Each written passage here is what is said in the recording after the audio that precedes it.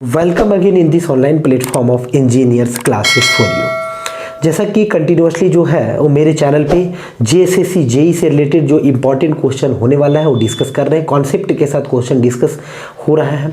Strength of material का question अभी discuss कर रहे हैं। इससे पहले आईसी इंजन का और थर्मोडायनेमिक्स का ऑलरेडी डिस्कस कर चुके हैं, जो कि बहुत सारा क्वेश्चन किया। प्ले लिस्ट में जाए वहाँ से आपको मिलेगा।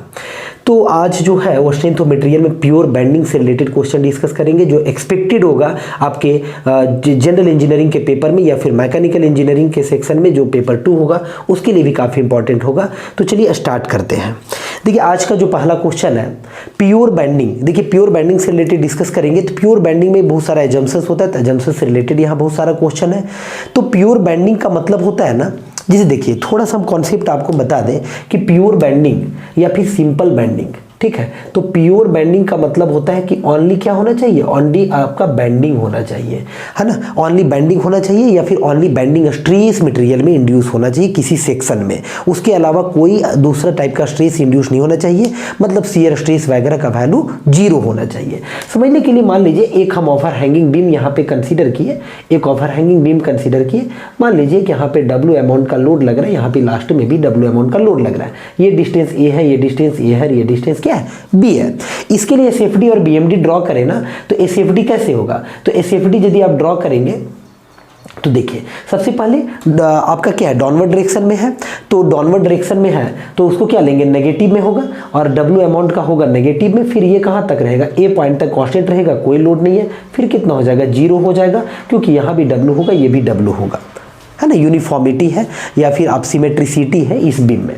तो 0 होगा। फिर 0 के बाद ना लगभग इस पॉइंट से लेकर के इस पॉइंट तक आपका क्या रहेगा, ये 0 ही रहेगा, बिल्कुल भी ये 0 ही रहेगा। फिर इसके बाद वैल्यू W होगा, और फिर ये और ये, यानी कि ये W और ये भी W, ये -W बोल सकते हैं, ये +W है। तो अब यहाँ से देख पा रहे हैं ना, एक सेक्शन है यहाँ का सेक्शन, इस सेक्शन को जरा देखिए। इस सेक्शन में जो है वो शियर फोर्स का वैल्यू जो है ना वो 0 है। इस सेक्शन में कहने मतलब नाम यदि दे दे तो A B C और D है, तो आपका B से C सेक्शन में, B से C सेक्शन में, B से C सेक्शन में जो है वो शियर फोर्स का वैल्यू 0 है। तो शियर फोर्स का वैल्यू जहाँ पे जिस सेक्शन में बीम का 0 होगा उसी सेक्शन में प्योर बेंडिंग का कॉन्सेप्ट होता है। उसी सेक्शन में क्या होता है, प्योर बेंडिंग होता है। इसके लिए यदि आप एसएफडी बीएमडी ड्रॉ करेंगे, यानी नेगेटिव है, ये क्या है, पॉजिटिव। तो बीएमडी कैसा होगा, तो बीएमडी जो है वो कुछ इस तरीके से होगा, जैसे W। तो कितना होगा, आप W यहाँ पे निकालेंगे B पॉइंट पे आप, क्योंकि अब देखिए ये भी फ्री एंड होगा, ये भी फ्री एंड होगा, और ये भी क्या होगा, ये भी आपका फ्री एंड होगा। तो फ्री एंड पे बेंडिंग मोमेंट का वैल्यू क्या होता है, 0 होता है। कैंटिलीवर बीम में भी बताएं आपको प्रीवियस लेक्चर में। फ्री एंड पे 0 होगा। B पे कितना होगा, तो B पे भी 0 नहीं होगा, C पे भी 0 नहीं होगा। सपोर्ट है लेकिन सपोर्ट के पास 0 होता है, कंफ्यूजन में नहीं आना। लेकिन सिंपली सपोर्टेड बीम में सपोर्ट के अबाउट मूवमेंट 0 होता है, ये सिंपली नहीं है, ये ओवर हैंगिंग बीम है।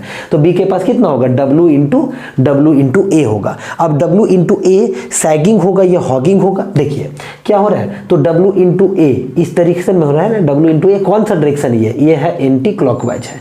तो किसी भी बीम का यदि लेफ्ट साइड में एंटी क्लॉकवाइज हो, लेफ्ट साइड में ना एंटी क्लॉकवाइज हो, देखिए एंटी क्लॉकवाइज, तो ये कैसा बन जाएगा, इस तरीके से बनेगा। इसको क्या बोलते हैं, नेगेटिव बोला जाता है। इसको कैसा बेंडिंग बोलते हैं, नेगेटिव। यहाँ पे भी बात करेंगे ना, यहाँ पे भी, तो यहाँ पे भी आपको मिलेगा वैसे ही राइट सेक्शन होगा, है ना, राइट सेक्शन होगा। और ये कैसा होगा, ये आपका होगा ना इस तरीके से, यानी कि क्लॉकवाइज होगा। तो ये भी यहाँ भी क्या होगा, नेगेटिव। तो याद रखिए यहाँ पे तो 0 होगा, और इस पॉइंट पे क्या होगा, नेगेटिव होगा। नेगेटिव का वैल्यू कितना होगा, तो W इंटू A होगा नेगेटिव में, ठीक है, नहीं नेगेटिव साइड में होगा, ठीक है, ये नेगेटिव साइड में होगा। फिर उसके बाद जो है यहाँ से यहाँ कैसे, ये कांस्टेंट था तो ये लीनियर लाइन से कनेक्ट होगा। फिर इसके बाद वैल्यू W इंटू ये जो है ना इस तरह इस जगह तक कांस्टेंट रहेगा, और कांस्टेंट होने के बाद फिर से ये क्या हो जाएगा, 0 हो जाएगा। ये भी नेगेटिव साइड में रहेगा, पूरा नेगेटिव साइड में। ये BMD हो गया, यानी बेंडिंग मोमेंट डायग्राम ये हो गया। अब बेंडिंग मोमेंट डायग्राम को देखेंगे तो B से C में बिल्कुल भी कांस्टेंट है, जहां तक शियर फोर्स का वैल्यू 0 है, यानी प्योर बेंडिंग जहां पे भी होगा। तो बेंडिंग मोमेंट डायग्राम जब आप ड्रॉ करेंगे तो बेंडिंग मोमेंट डायग्राम एक हॉरिजॉन्टल लाइन से दिखाया जाएगा, है ना। हॉरिजॉन्टल लाइन, जहां तक हॉरिजॉन्टल लाइन से दिखाया जाएगा, यानी कांस्टेंट लाइन से दिखाया जाएगा तो वहां तक आपका प्योर बेंडिंग होगा। खैर अब क्वेश्चन डिस्कस करते हैं, कुछ बेसिक सा कॉन्सेप्ट बता दिए हम यहाँ पे। क्वेश्चन है पहला आज का कि the bending moment at a section tends to bend या डिफ्लेक्ट। बेंडिंग मोमेंट एक सेक्शन पे वो कोशिश करता है बेंड करने के, डिफ्लेक्ट करता है बीम को, and the internal stresses resist it's bending. अभी अंदर में जो इंटरनल रेजिस्टेंस फोर्स है वो बेंडिंग को, डिफॉर्मेशन को क्या करता है, रजिस्ट करता है। तो the resistance offered by the internal stresses, जो इंटरनल स्ट्रेसेस है उसके द्वारा जो रेजिस्टेंस ऑफर किया जा रहा है to the bending is called, तो इसको क्या बोलेंगे, बेंडिंग स्ट्रेस बोलेंगे। ऑप्शन नंबर सी होगा इसका, बेंडिंग स्ट्रेस इसको बोला जाएगा। Next question, the assumption generally made in theory of simple bending. तो देखिए थ्योरी ऑफ सिंपल बेंडिंग हुआ था, प्योर बेंडिंग में जो है वो क्या हुआ था, theory of simple bending, theory of simple bending. तो थ्योरी ऑफ सिंपल बेंडिंग में बहुत सारा पॉइंट था, तो वही पॉइंट से रिलेटेड क्वेश्चन है, तो थ्योरी भी आपको याद हो जाएगा और यहाँ से क्वेश्चन के थ्रू थ्योरी याद हो जाएगा। तो theory of simple bending is that the beam material is perfectly homogeneous and isotropic. याद रखिएगा कि थ्योरी सिंपल बेंडिंग में ये एजम्पशंस है कि बीम का मटेरियल जो है वो होमोजीनियस है और आइसोट्रोपिक होता है। होमोजीनियस का मतलब होता है ना, होमोजीनियस का मतलब आप कह सकते हैं कि सेम मटेरियल का बना हुआ, होमोजीनियस मतलब एक ही मटेरियल का बना हुआ होना चाहिए, होमोजीनियस हो गया। आइसोट्रोपिक का मतलब देखिए क्या होता है, आइसोट्रोपिक का मतलब होता है किसी भी कोई भी मटेरियल है, इसका कहीं पे एक पॉइंट ले लेते, एक पॉइंट पे इधर इलास्टिक कांस्टेंट का वैल्यू यदि ई है, वाई डायरेक्शन में भी ई है, जेड डायरेक्शन में भी ई है ना, यानी एक पॉइंट पे इलास्टिक कांस्टेंट का वैल्यू एवरी डायरेक्शन में जो है, यानी ऑल डायरेक्शंस में जो है वो सेम है, उस तरीके से यदि है किसी भी मटेरियल में, इस तरीके से कि कोई भी पॉइंट कंसीडर किए तो उस पॉइंट पे हर एक डायरेक्शन में इलास्टिक कांस्टेंट का वैल्यू सेम अपीयर हो रहा है, तो उस तरह का मटेरियल को बोला जाता है आइसोट्रोपिक मटेरियल, अदरवाइज एनिसोट्रोपिक उसको बोला जाएगा। तो चलिए ये एक एजम्पशंस है और ये एजम्पशंस होता भी है प्योर बेंडिंग में या सिंपल बेंडिंग में। तो पहला एजम्पशंस है। दूसरा क्या है, the beam material is stressed with in its elastic limit. तो हाँ याद रखिएगा। सेकेंड एजम्पशंस ये भी है कि बीम के मटेरियल को इलास्टिक लिमिट के अंदर ही स्ट्रेस करना है, मतलब प्रोवाइड करना है स्ट्रेस, उसके बियॉन्ड नहीं करना है। थर्ड है the plane section before bending remains plane after bending. जो प्लेन सेक्शन था वो बिफोर बेंडिंग और आफ्टर बेंडिंग क्या होना चाहिए था, प्लेन ही होना चाहिए। ये भी एक एजम्पशंस है, प्लेन तो रहेगा नहीं लेकिन ये एजम्पशंस है। इसका मतलब होगा कि ऑल ऑफ द एबव, यानी इसका करेक्ट आंसर होगा ऑल ऑफ द एबव, मतलब जितना भी है ना वो सारा एजम्पशंस ही, इसके अलावे भी है लेकिन ये तीनों जो ए बी सी में लिखा हुआ है तीनों एजम्पशंस, यानी ऑल ऑफ द एबव इसका आंसर होगा। अगला है in simple bending theory one of the assumptions is that the material of A beam is isotropic. Isotropic this assumptions means, अब आइसोट्रोपिक का मतलब क्या है, आइसोट्रोपिक का मतलब है एक पॉइंट पे ऑल डायरेक्शंस में, जो ऑल का मतलब तीन ही डायरेक्शन होता है, क्या होना चाहिए, इलास्टिक कांस्टेंट का वैल्यू सेम होना चाहिए। तो देखिए कहीं लिखा हुआ होगा elastic constants are same in all directions, C option में elastic constants are same in all directions, तो इसका होगा करेक्ट ऑप्शन नंबर सी। अगला है in a simple bending of beam, in a simple bending of beam the stress in the beam varies, the stress in the beam varies. Stress कैसे vary करता है, तो याद रखिएगा स्ट्रेस जो है ना वो लीनियरली वैरी करता है। स्ट्रेस कैसे वैरी करता है, लीनियरली वैरी करता है, क्योंकि अभी अब आपको बताते हैं कि स्ट्रेस लीनियरली वगैरह कैसे वैरी करते हैं, थोड़ा हम आपको बताते हैं। तो देखिए क्या है कॉन्सेप्ट कि प्योर बेंडिंग सिंपल बेंडिंग का बात करेंगे तो मान लेते हैं ये एक आपका कोई भी एक स्पेसिमेन कंसीडर किए, स्पेसिमेन का ये सेंट्रोइडल एक्सिस है, सेंट्रोइडल एक्सिस है। अब इस स्पेसिमेन में ना मान लीजिए हम सैगिंग टाइप का मूवमेंट ले लिए, ये है आपका क्लॉकवाइज और ये है आपका कैसा एंटी क्लॉकवाइज है, और ये जो फॉर्म करेगा ना ये सैगिंग मूवमेंट है ना, सैगिंग। तो इस तरीके से जब होगा तो ऑब्वियस है ये कुछ इस तरीके से बैंड हो जाएगा, सपोज कीजिए ऐसा कुछ हो जाएगा, है कि नहीं है। अब इस तरीके से जब ये बैंड होगा तो ऑब्वियस है इसका कहीं ना कहीं एक आर्क का टुकड़ा, एक सर्कल का टुकड़ा नजर आ रहा है, तो इसका यहाँ से यहाँ तक क्या होगा, एक रेडियस भी होगा जिसको हम आर से दिखा दिए, आर से दिखा दिए, और आर को बोला जाता है रेडियस ऑफ कर्वेचर। और जो अब ध्यान से समझिए चीज़ों को, जब इस तरीके से ये बैंड हो गया तो एक लेयर आपको दिख रहा है ना यहाँ पे सामने में, इस लेयर को बोलते हैं न्यूट्रल लेयर। इस लेयर को क्या बोला जाता है? न्यूट्रल लेयर या फिर न्यूट्रल सरफेस भी बोला जाता है, न्यूट्रल सरफेस भी बोलते हैं। अब ये न्यूट्रल सरफेस यदि इधर साइड में आप क्रॉस सेक्शन में जाकर के देखिएगा, इसका क्रॉस सेक्शन होगा साइड में, है ना, इसका साइड में जरूर होगा क्रॉस सेक्शन। तो क्रॉस सेक्शन में ये क्रॉस सेक्शन को जहां इंटरसेक्ट करता है तो वहां पे उसी को न्यूट्रल लेयर को क्या बोलते हैं? न्यूट्रल एक्सिस बोलते हैं सिंपली। तो खैर न्यूट्रल लेयर एक ऐसा लेयर है जहां पे क्या होता है? No tensile stress and no जो है वो कंप्रेसिव स्ट्रेस होता है। मतलब याद रखिएगा, न्यूट्रल लेयर पे, न्यूट्रल एक्सिस पे, इस कॉन्सेप्ट न्यूट्रल लेयर और न्यूट्रल एक्सिस पे कोई भी टेंसाइल स्ट्रेस, कोई भी कंप्रेसिव स्ट्रेस नहीं होता है। लेकिन न्यूट्रल लेयर से ऊपर यदि आप जाएंगे तो देखिए ऊपर में आपको ये क्या नजर आ रहा है? तो आप कहेंगे ये कंप्रेस हो गया, ये सेक्शन क्या हो गया? कंप्रेस हो गया। देखिए इधर से कंप्रेस हो गया, लेकिन ये नीचे वाला सेक्शन क्या हो गया? नीचे वाला सेक्शन स्ट्रेच हो गया है, एलोंगेट हो गया है। तो ऊपर में कंप्रेस हुआ इसलिए कंप्रेसिव स्ट्रेस, नीचे में टेंशन इसलिए टेंसाइल स्ट्रेस। यानी ऊपर वाला लेयर को बोला जाता है टॉप लेयर और नीचे वाला को क्या बोलेंगे? Bottom layer. यानी इस केस में, सैगिंग के केस में, टॉप लेयर में कंप्रेसिव, रखना नहीं है, टॉप लेयर में कंप्रेसिव और बॉटम में क्या? टेंसाइल। लेकिन यही हॉगिंग का केस होता। हॉगिंग का केस का मतलब क्या होगा? बीम कुछ इस तरीके से मुड़ जाता, इसको हॉगिंग बोलेंगे। तो इस कंडीशन में भी जो होगा ना वो न्यूट्रल लेयर होगा, वहां पे टेंसाइल और कंप्रेसिव स्ट्रेस जीरो होगा। यानी न्यूट्रल एक ऐसा लेयर है, न्यूट्रल एक्सिस एक ऐसा एक्सिस है जिसमें कोई टेंसाइल स्ट्रेस नहीं होता है, कोई कंप्रेसिव स्ट्रेस नहीं होता है। लेकिन इसमें टॉप लेयर में यदि बात करेंगे, टॉप लेयर में, तो आपका टॉप लेयर में जो होगा TL मतलब टॉप लेयर, तो टॉप लेयर में टेंसाइल स्ट्रेस होगा और बॉटम में आपका कंप्रेसिव स्ट्रेस होगा। देखिए बॉटम कंप्रेस हो रहा है, ये क्या हो रहा है? इलोंगेट हो रहा है। यानी ये दोनों का रिवर्स, ये है नेगेटिव वाला यानी हॉगिंग वाला।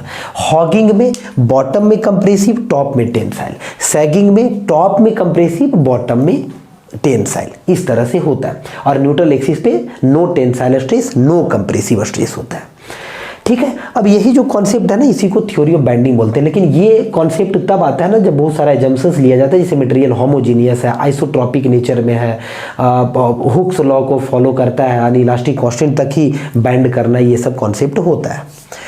अब देखिए यहाँ से ना एक फार्मूला डिराइव होकर के आता है और उस फार्मूले को बोलते हैं प्योर बेंडिंग इक्वेशन। और इक्वेशन है sigma B divided by Y is equal to होता है M by I neutral axis के अबाउट, और इज इक्वल टू होता है ई बाय आर। याद रखेंगे ई है Young's modulus of elasticity, R होता है रेडियस ऑफ कर्वेचर, और एम है बेंडिंग मोमेंट, आई है moment of inertia about neutral axis, sigma B है बेंडिंग स्ट्रेस, और वाई है न्यूट्रल एक्सिस से एक्सट्रीम फाइबर तक का डिस्टेंस, एक्सट्रीम लेयर तक का distance, where we have to find out the value of bending stress. जहां पे भी आपको बेंडिंग स्ट्रेस फाइंड करना है वहां तक का न्यूट्रल एक्सिस से डिस्टेंस ही वाई होता है। यानी वाई का मैक्सिमम डिस्टेंस लेंगे तो वहां पे आपका मैक्सिमम कंप्रेसिव स्ट्रेस डेवलप होगा और मैक्सिमम टेंसाइल स्ट्रेस। क्योंकि देखिए न्यूट्रल के पास तो जीरो होगा, न्यूट्रल से ऊपर जाते जाएंगे थोड़ा थोड़ा बढ़ते जाएगा कंप्रेसिव। मैक्सिमम कंप्रेसिव कहां पे होगा? आपका टॉप पे होगा। मैक्सिमम टेंसाइल कहां पे होगा? बॉटम पे होगा। इस केस में मैक्सिमम कंप्रेसिव कहां पे होगा? तो मैक्सिमम कंप्रेसिव बॉटम पे होगा। मैक्सिमम टेंसाइल कहां पे होगा? तो मैक्सिमम टेंसाइल टॉप पे होगा। इसका उल्टा, यानी मैक्सिमम के केस में y का वैल्यू को मैक्सिमम लेना पड़ेगा आपको, यानी टॉप लेयर तक, बॉटम लेयर तक लेना पड़ेगा। खैर ये प्योर बेंडिंग का इक्वेशन है, तो यहाँ से भी आपको क्वेश्चन बनेगा। चलते हैं नेक्स्ट क्वेश्चन और फिर देखते हैं क्या होता है। तो यहाँ पे देखिए in simple bending the stress in the beam varies linearly. तो याद रखिएगा लीनियरली वैरी करता है। देखिए क्यों, कैसे पता चल रहा है? यहाँ से जरा देखिए तो आपको दिख रहा है sigma B directly proportional Y का है। सिग्मा बी किसका है? डायरेक्टली प्रोपोर्शनल वाई का है। क्योंकि वाई इधर मल्टीप्लाई करेंगे sigma B directly proportional Y का हो जाएगा। यानी कि वाई का वैल्यू बढ़ता जाएगा तो बेंडिंग स्ट्रेस का भी वैल्यू क्या होता जाएगा स्टूडेंट? बढ़ता जाएगा। y का वैल्यू घटेगा तो बेंडिंग स्ट्रेस भी घटेगा। y जीरो हो जाएगा तो बेंडिंग स्ट्रेस जीरो होगा। y जीरो कहां पे होगा? तो y जीरो आपका न्यूट्रल लेयर पे होगा, न्यूट्रल एक्सिस पे होगा। ठीक है, यहां तक आप चीजों को समझ रहे हैं। तो इसका लीनियरली होगा। अब जो है, अब एक्चुअली में इसका एक स्ट्रेस डिस्ट्रीब्यूशन डायग्राम भी बनता है। जो कैसे बनेगा देखिए, आप देख पा रहे हैं लीनियरली वैरी कर रहा है। किसी के लिए भी बनाएंगे तो कुछ इस तरीके से बनेगा आपका डायग्राम, कुछ ऐसे ही होगा, है ना।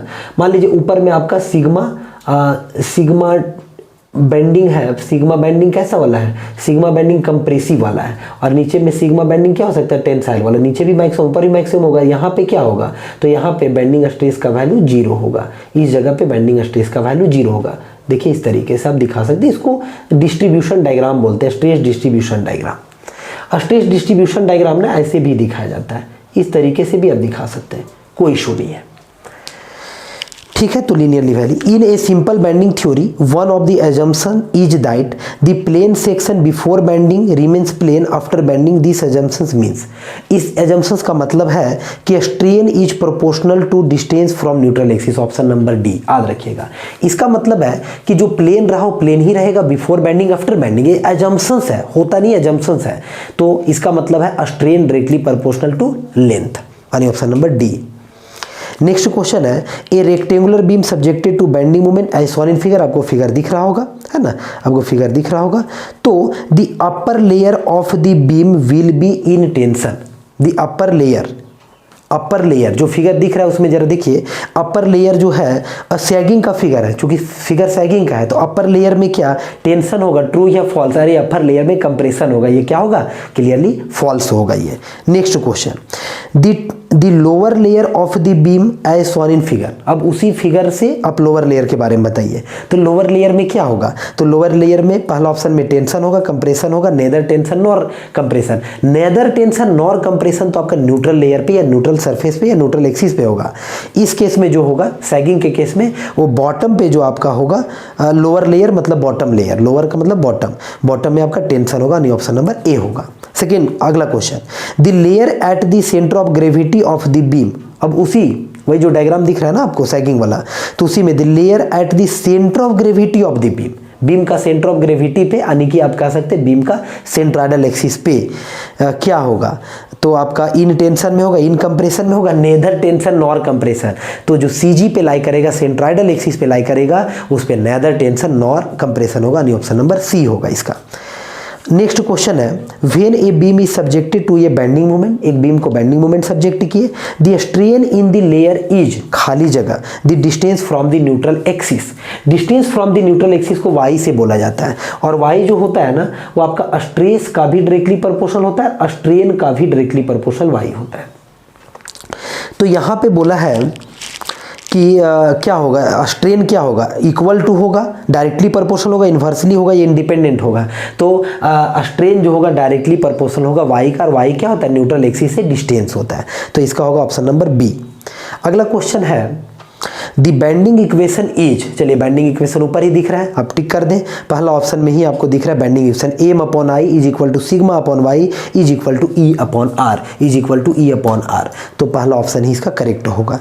अगला क्वेश्चन है a section of beam is said to be pure bending, beam का एक सेक्शन को प्योर बेंडिंग बोला जाएगा if it is subjected to, if it is subjected to constant bending moment and constant shear force, नहीं, कैसा होता है, zero shear force constant bending moment, constant bending moment, यानी बेंडिंग मोमेंट बराबर क्या, कांस्टेंट, देखिए यहाँ से यहाँ तक बेंडिंग मोमेंट बराबर कांस्टेंट बी से सी तक, तो ऑप्शन जरा ढूंढिए, constant shear force, zero bending moment नहीं, constant bending moment and zero shear force, तो ऑप्शन नंबर सी इसका करेक्ट होगा। Constant bending moment and zero shear force वाला जो बीम का सेक्शन होगा वही वो आपका प्योर बेंडिंग में कहलाता है। अगला क्वेश्चन है when a beam is subjected to bending moment the stress at any section is, क्या होगा, तो डायरेक्टली प्रोपोर्शनल, स्ट्रेस और स्ट्रेन दोनों डायरेक्टली प्रोपोर्शनल होता है, तो इसका भी ऑप्शन नंबर बी होगा, directly proportional. The line of intersection of the neutral layer with any normal cross section of the beam is called neutral axis, true या false, तो ये होगा ट्रू होगा बिल्कुल भी। देखिए कुछ कहानी ऐसा है ना कि कभी भी कोई भी सेक्शन होगा, जैसे ये सेक्शन है तो इसका सामने से जो दिखेगा ये न्यूट्रल लेयर का पॉइंट है, यदि आप साइड से देखेंगे, इसका साइड व्यू का बात करेंगे यानी कि क्रॉस सेक्शनल व्यू, तो देखिए क्रॉस सेक्शनल व्यू में आपका क्या हो रहा है, जीत बहुत सारा न्यूट्रल लेयर होगा, अंदर में जो होगा वो क्या होगा, बहुत सारा आपका न्यूट्रल लेयर होगा, यहां से आप समझ सकते हैं ऐसे, मान लीजिए इस तरीके से हो, है कि नहीं है, क्या होगा, बहुत सारा आपका न्यूट्रल लेयर होगा अंदर में, और एक न्यूट्रल लेयर जो होगा वो क्रॉस सेक्शन से, ये क्या है क्रॉस सेक्शन से इंटरसेक्ट करता होगा, तो उसी को क्या बोलते हैं, न्यूट्रल एक्सिस बोला जाता है। न्यूट्रल एक्सिस जो है ना वो हमेशा क्रॉस सेक्शन में होता है, और जो पूरा बीम का ये जो डॉटेड लाइन होता है ये एक्चुअली में न्यूट्रल लेयर का पॉइंट होता है आप कहें तो यहाँ पे जो लिखा है कि the line of intersection of the neutral layer with normal cross section of the beam is called neutral axis, true या फॉल्स, ये होगा ट्रू होगा, 100% ट्रू होगा। अगला question, the neutral axis of the cross section of A beam is that axis at which the bending stress is. Neutral axis एक कैसा stress है, कैसा एक्सिस है, बेंडिंग स्ट्रेस कितना होता है, जीरो होता है, मिनिमम होता है, मैक्सिमम होता है, इनफिनिट होता है, जीरो होता है, यानी बेंडिंग स्ट्रेस जीरो होता है। कोई कंप्रेसिव स्ट्रेस भी नहीं होता, कोई टेंसाइल स्ट्रेस भी नहीं होता, कोई बेंडिंग स्ट्रेस भी नहीं होता है न्यूट्रल एक्सिस पे। The neutral axis of the symmetrical beam does not pass through the centroid of the beam, agree या disagree, नहीं, न्यूट्रल एक्सिस जो है सिमेट्रिकल बीम में पास करता है, किससे पास करता है, सेंट्राइडल ऑफ द बीम से पास करता है, तो नॉट पास नहीं, यानी कहने का मतलब ये डिसएग्री होगा, यानी कि इसका डिसएग्री होगा, पास करता है, नॉट पास नहीं, पास करता है। अगला है the section modulus Z of the beam is given by. चलिए एक सेक्शन मॉडुलस का बात किया, जरा समझे।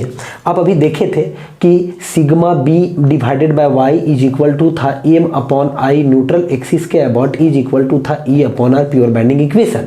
यहाँ पे सिग्मा बी का यदि आप फॉर्मूला लिखेंगे ना तो आप ऐसे लिख सकते हैं M I neutral axis divided by Y maximum, मान लीजिए ये हम मैक्सिमम का बात किए तो ऐसा। तो यहाँ पे देखिए क्या होता है, M is equal M divided by Z होता है, और जेड को ही बोलते हैं सेक्शन मॉडुलस। जेड को क्या बोला जाता है, जेड को ही बोला जाता है सेक्शन मॉडुलस। आणि section modulus is the ratio of moment of inertia divided by Y maximum, आणि वाई मैक्सिमम क्या हुआ, distance from neutral axis to the extreme fibre, यानी आई अपॉन वाई को ही क्या बोलते हैं, जेड बोला जाता है। तो यहाँ पे देखिए जेड कहाँ पे है, आई अपॉन वाई, पहला ही ऑप्शन में है आई अपॉन वाई, यानी फर्स्ट ऑप्शन इसका करेक्ट होगा। नेक्स्ट है the section modulus of A rectangular section about an axis through it's CG is. एक रेक्टेंगुलर सेक्शन का सेक्शन मॉडुलस का वैल्यू पूछा गया है।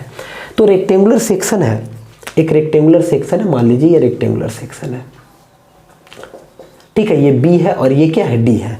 तो इस रेक्टेंगुलर सेक्शन का ना पूछा गया है सेक्शन द सेक्शन मॉडुलस। तो सेक्शन मॉडुलस कितना होगा, तो जेड बराबर आप निकालेंगे तो आई इसका कितना होगा, ये न्यूट्रल एक्सिस के अबाउट आई कितना होगा, इसके पैरेलल में जो होगा उसका क्यूब नहीं होगा, यानी बी डी क्यूब अपॉन क्या होगा 12 होगा, और फिर डिवाइडेड बाय वाई का मतलब क्या होता है, यहाँ से इसी को बोलेंगे तो इसी को क्या बोलते हैं, वाई मैक्सिमम, यानी कि डी बाई क्या होगा 2, तो यहाँ पे लिखेंगे D by 2।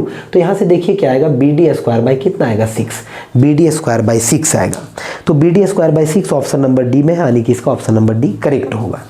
The bending stress in a beam is, the bending stress in a beam is खाली जगह सेक्शन मॉडुलस। जरा देखिए बेंडिंग स्ट्रेस जो है सिग्मा बी वो क्या है, इनवर्सली प्रोपोर्शनल सेक्शन मॉडुलस। काफ़ी इंपॉर्टेंट चीज़ है, देखिए यहीं से पता चल रहा है, यानी सेक्शन मॉडुलस बहुत बढ़ जाएगा तो बेंडिंग मोमेंट क्या हो जाएगा, बेंडिंग स्ट्रेस क्या हो जाएगा, घट जाएगा। और हम चाहेंगे भी कि बीम में सेक्शन मॉडुलस का वैल्यू जो है ना वो कम हो, इसीलिए ना कभी भी आप देखे होंगे कि बीम का क्रॉस सेक्शन ऐसा वाला यूज किया जाता है, इस तरीके से बीम का सेक्शन यूज नहीं किया जाता है। इसका सेक्शन मॉडुलस Z1 है, इसका Z2 है, तो आप निकाल करके देखेंगे Z1 ग्रेटर देन होगा आपका Z2 से। तो सेक्शन मॉडुलस जिसका ज़्यादा होगा बेंडिंग स्ट्रेस उस सेक्शन में कम इंड्यूस होगा, तो वो सेफ रहेगा। तो यहाँ पे पूछा है डायरेक्टली होगा या इन्वर्सली होगा, तो आप लगाएंगे टिक इन्वर्सली में। बेंडिंग स्ट्रेस और सेक्शन मॉडुलस आपका क्या होता है, इन्वर्सली प्रोपोर्शनल होता है। अगला क्वेश्चन है the section modulus of a circular section about an axis passing through it's CG से पास कर रहा है, तो सेक्शन मॉडुलस सर्कुलर सेक्शन का कितना होगा। देखिए जेड बराबर सर्कुलर सेक्शन का क्या होता है, pi by 64 D to the power 4 होता है, ये होता है आपका मोमेंट ऑफ इनर्शिया, और ये क्या होगा डी बाई 2 होगा वाई। तो यहाँ से आप देख पा रहे हैं पाई बाई हो जाएगा 32 डी का क्यूब हो जाएगा, तो pi by 32 D to the power 3, ये होगा ऑप्शन नंबर डी में है, ऑप्शन नंबर डी में है ऐसा।